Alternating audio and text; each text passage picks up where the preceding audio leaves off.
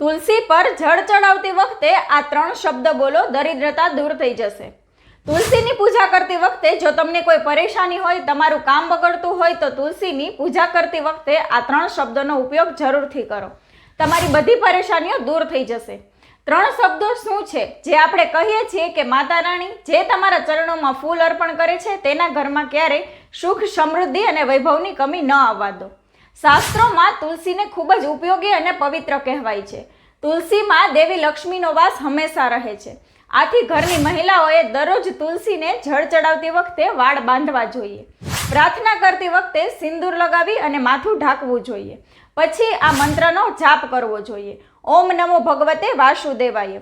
આ મંત્રનો જાપ ખૂબ જ લાભદાયી છે. આ મંત્રમાં એટલી શક્તિ છે કે જો તમે રોજ આ મંત્રનો જાપ કરો છો તો થોડા જ દિવસોમાં તમને તમારા પરિવારમાં પરિવર્તન જોવા મળશે. આ વાતને કોઈ જ શંકા નથી. જય માતાજી.